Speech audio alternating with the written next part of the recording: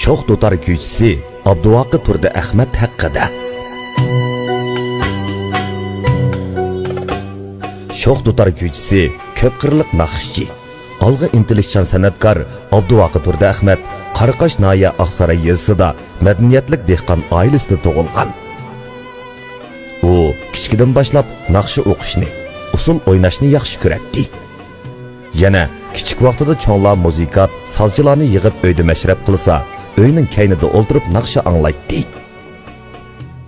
Uning mushundaq san'atga bo'lgan o'tdak ishtiyoqi bola vaqtida qo'zg'algan bo'lib, boshlang'ich o'rta maktabda o'qiyotgan mezgildimi dop chelib, dutor chelib, naqsha o'qib, usul o'ynab, saboqdoshlarining olqishiga, o'qituvchi ustozlarning maqtishiga erishgan.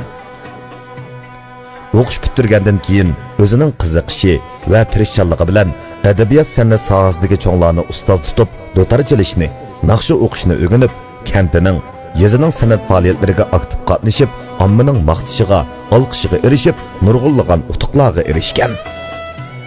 Ya'ni 2013-yildan boshlab 2018-yilgacha yeziliq o'makda dutor chelib, naqsha o'qib, itot o'ynab, nurg'unlagan san'at faoliyatlariga qatnashgan. Yana o'zining Arman, Labaku nomli ijodiy naqshisi bilan keng xalq ommasiga tunilib, tur dunyosini zilzilaga keltirgan.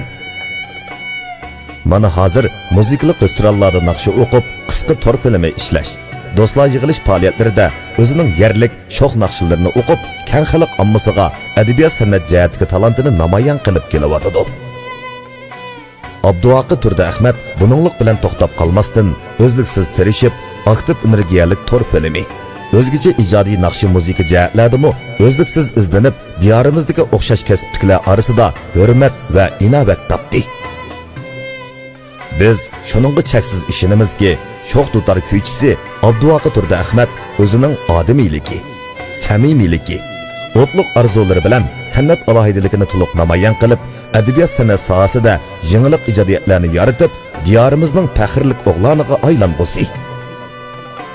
Biz hammamiz Abduvaqi Turdi Ahmadning kasbiy san'at hayotining mo'l hosillik, ijodchanlik ishida gullab yashnashiga chin ko'nglimizdan tilakdoshlik bildiramiz.